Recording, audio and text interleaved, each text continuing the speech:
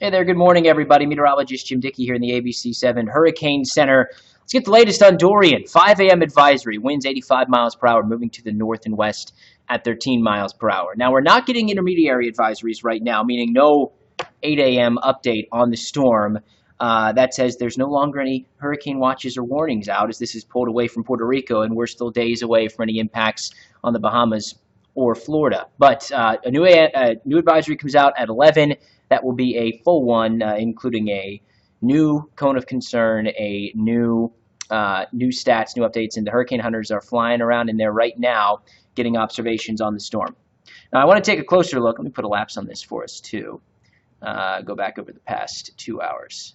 Boom. There you go. All right. So as you look at this, a couple things I want to point out. So first of all, what I'm watching right now is this here, a little bit of a band of clearing skies, at least not the deep convection. So when you see those bright colors, that's tall, cold thunderstorm clouds. When that sits up over the center of the storm, it's a sign this is vertically stacked. This is healthy. This is coming together. So I'm watching that there, that sort of clearing area, maybe trying to drag in some drier air towards the center. You see it going all the way, again, down towards the core of Dorian right now, all the way to right about there. But also at the same time, sort of a suggestion this is strengthening.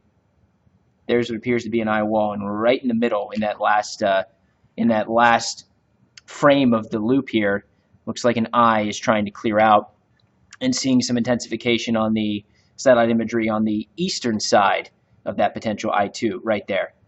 As I go ahead and pause that for you, right there, some intensification, and yeah, that clearly appears to be a little pinpoint eye that's trying to clear out. So yeah, this appears to be a strengthening hurricane at this point in time. I'll watch that sort of clearing area.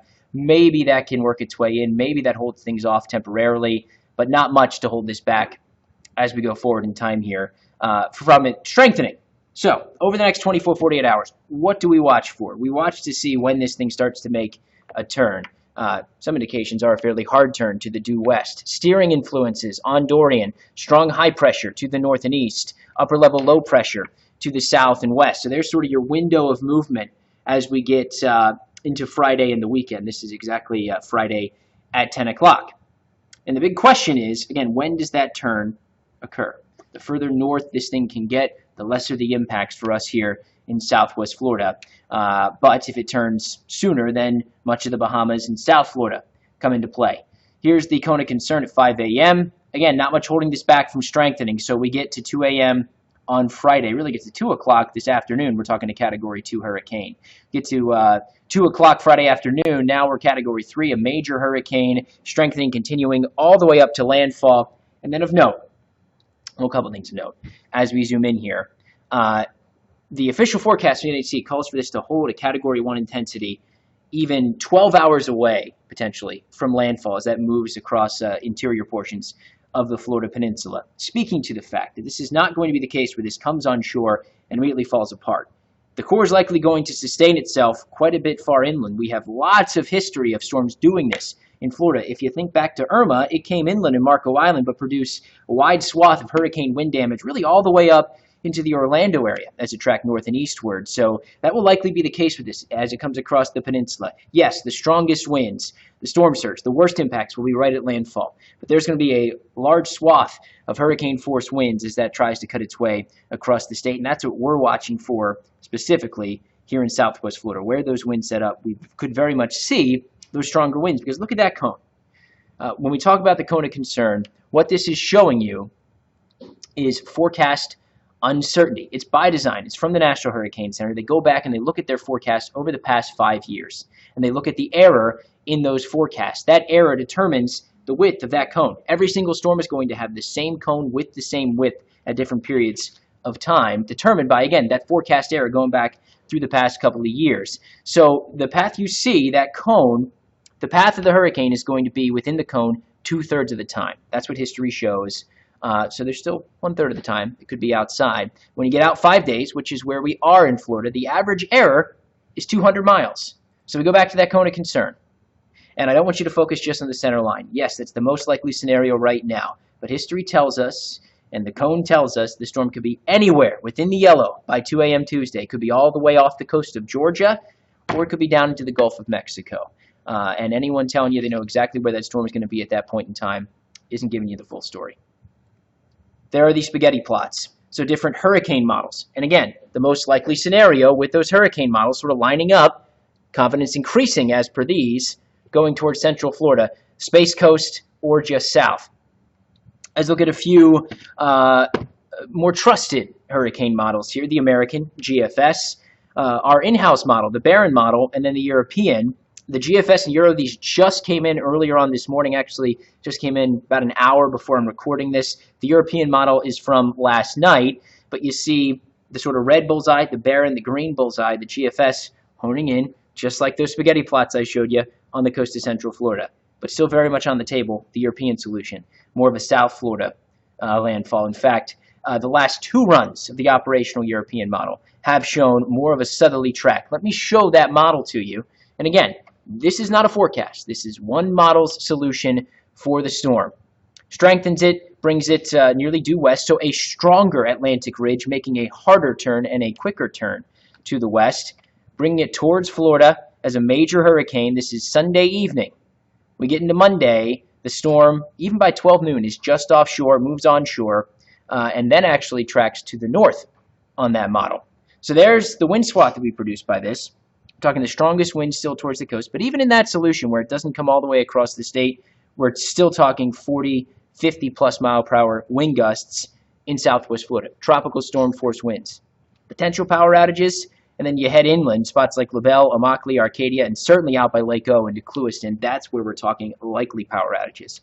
75, 80 mile per hour winds, potential wind damage from that as well.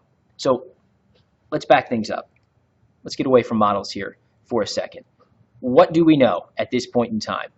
We know that Dorian is going to strengthen. There's very little holding this back as we go through the next 48 hours, 72 hours. It moves across the hot waters of the southwest Atlantic with very little in the way of land interaction. Very little holding this back from trying to strengthen to a major hurricane. It's expected to do so.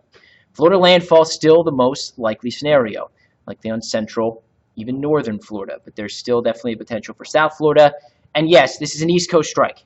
So don't be thinking about the storms that have made landfall on the Gulf Coast here in southwest Florida when you start to think about what this storm would mean. No, this is an East Coast strike, almost for certain at this point in time.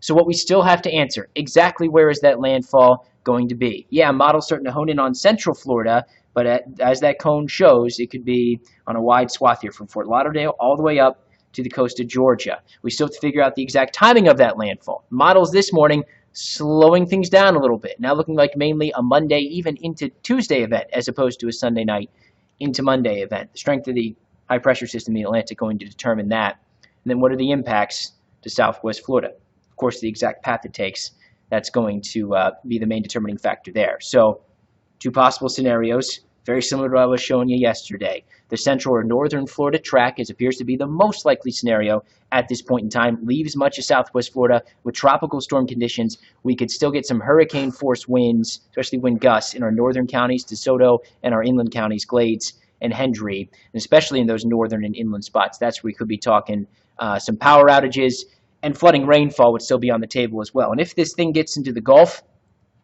we're going to have to talk about potential flooding at high tide with onshore winds. And then the less likely scenario, but that's still, again, on the table, still some model support for this, a track across South Florida, perhaps even right across southwest Florida. That's when our winds will be stronger. That's when we could see hurricane winds, widespread power outages, the threat for heavy rain, and a higher threat for flooding, both coastal flooding, especially at high tide, and flooding from that rainfall. So, again, both of which on the table. This is a less likely scenario, but something we're watching for. I wish I could tell you right now exactly where this storm is going to go, but can't do that, unfortunately, right now. Too much uncertainty. It would be irresponsible of me to do so at this point in time. But as we get closer in time, the model should start to hone in. We should have a much better idea of exactly where this thing is going to go. So for now, should be doing the following: reviewing your hurricane plan. Don't wait until Sunday to make a call on what you're going to do. Start thinking about it now. That way you're not stressed out over the weekend if that path does start to shift its way a little bit further southward. Make sure you're stocked up. We could very well see power outages even if this storm goes to our north, if we get those tropical storm force winds. So have the extra water, have the non-perishable foods in place, batteries. Think about what you had to have for Irma, and make sure you're stocked up. And then, of course, keep tabs on the forecast. We'll continue to be tracking each and every model run. We'll have the latest from the NHC, but we'll bring you updates on Dorian on air and online over the next couple days here at ABC 7. So stay tuned. Till next time, meteorologist Jim Dickey. Have a good day.